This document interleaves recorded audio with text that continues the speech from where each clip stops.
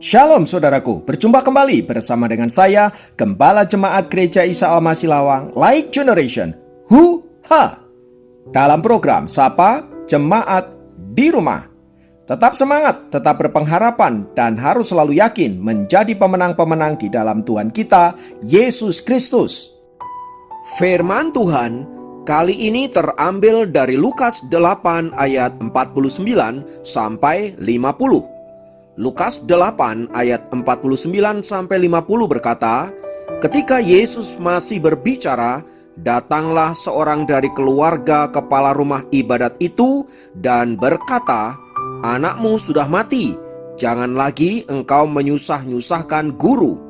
Tetapi Yesus mendengarnya dan berkata kepada Yairus, "Jangan takut, percaya saja, dan anakmu akan selamat."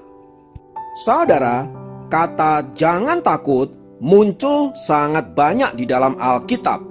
Kurang lebih jumlahnya sekitar 365 kali. Itu berarti jumlah yang sama dengan hari dalam satu tahun. Nah, kata "jangan takut" yang dimaksud di sini menyangkut di dalamnya jangan khawatir, jangan gelisah, jangan galau, yang intinya ingin berbicara tentang jangan takut sebab ada Tuhan yang berkuasa. Nah, secara khusus di dalam firman Tuhan yang tadi sudah kita baca, menceritakan tentang seorang kepala rumah ibadat Yahudi yang bernama Yairus datang tersungkur kepada Tuhan Yesus, memohon belas kasihannya agar menyembuhkan anak perempuan satu-satunya yang sedang sekarat dan hampir mati. Dan jika melihat latar belakangnya, dia seorang kepala rumah ibadat, ini tentu saja sesuatu yang sangat aneh. Mengingat posisi dia sebagai seorang ulama orang-orang Yahudi, tentu ini adalah sebuah hal yang aneh. Sebagaimana kita tahu bahwa para ulama Yahudi seringkali berseberangan dengan Tuhan Yesus, bahkan menentang berita firman Tuhan yang disampaikan oleh Tuhan Yesus. Maka tindakan Yairus ini sesuatu yang spesial tentunya. Dia sepertinya mengabaikan posisi yang sangat penting di dalam agama orang Yahudi. Semua itu ia lakukan karena besarnya kasihnya kepada anak perempuannya, sehingga ia mengabaikan semua hal berkaitan dengan dirinya termasuk posisinya, dan rela datang tersungkur di bawah kaki Tuhan Yesus. Pertanyaannya adalah, mengapa ia harus datang kepada Tuhan Yesus? Bukankah ada begitu banyak tabib pada waktu itu? Tentu saja saudaraku bahwa Yairus sudah membawa anaknya ke beberapa tabib dan tidak berhasil. Dan dia sudah mendengar, bahkan mungkin beberapa kali melihat serta mendengar secara langsung pengajaran Tuhan Yesus dan musisat-musisat yang ia lakukan.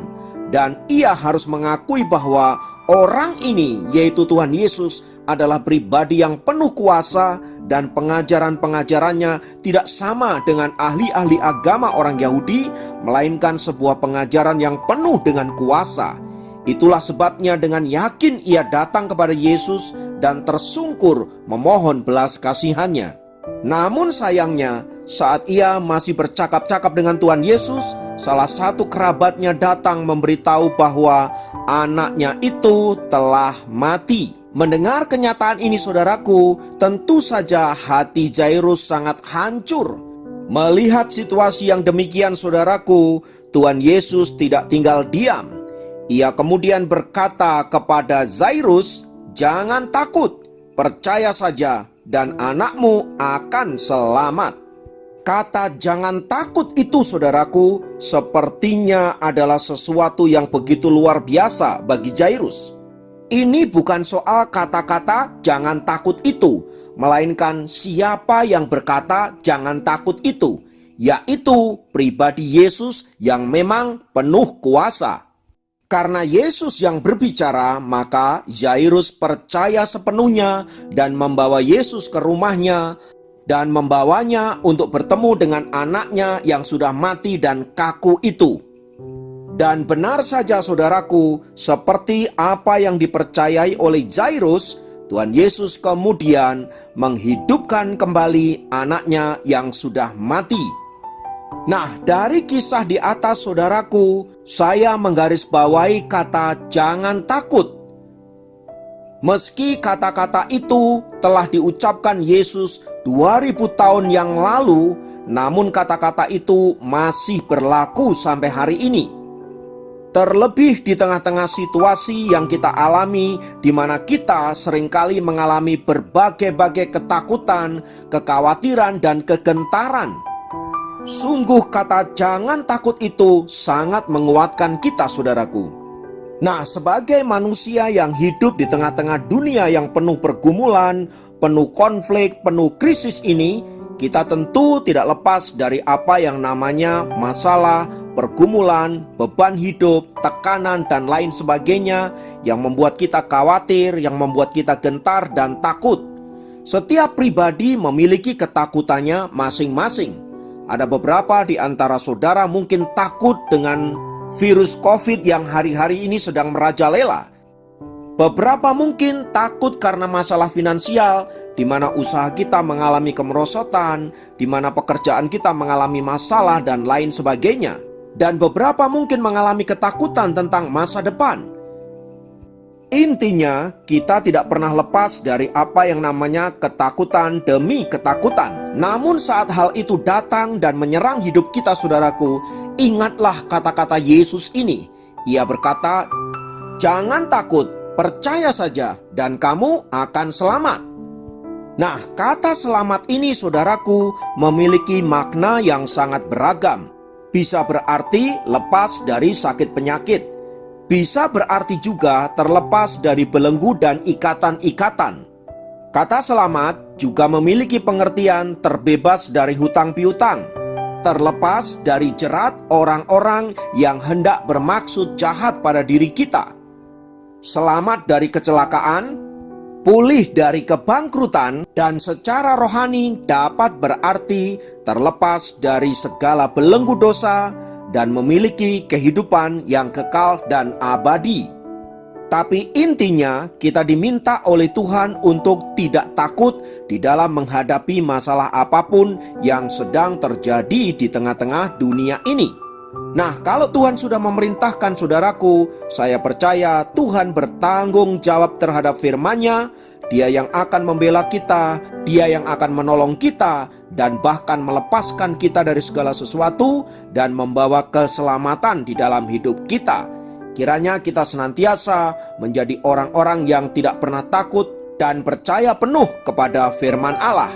Tuhan memberkati, mari kita berdoa. Bapa, terima kasih untuk kebenaran firman-Mu yang senantiasa menguatkan kami, meneguhkan kami untuk kami tidak takut di dalam menghadapi apapun yang sedang terjadi di tengah-tengah hidup ini. Kami tahu hidup tidak mudah, bahkan kami harus berjuang begitu rupa. Tetapi satu hal yang kami yakini, Engkau beserta dengan kami. Dan kalau Allah yang hebat, Allah yang luar biasa itu bersama dengan kami, maka kami pasti bisa melewati setiap tantangan dengan pertolongan yang datang daripada Tuhan. Terpujilah namamu kekal selamanya. Dalam nama Yesus kami berdoa. Haleluya. Amin. Demikian program Sapa Jemaat kali ini. Sampai jumpa dalam program Sapa Jemaat yang lain. Tuhan Yesus memberkati.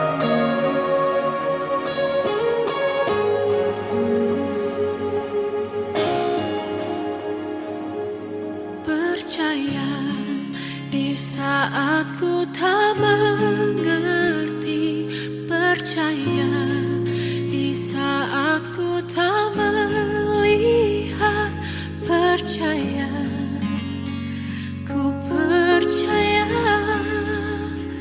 kasih-Mu sertaku, percaya berkat-Mu ada bagiku, percaya tangan-Mu tak lepaskanku, percaya, ku percaya kasih-Mu serta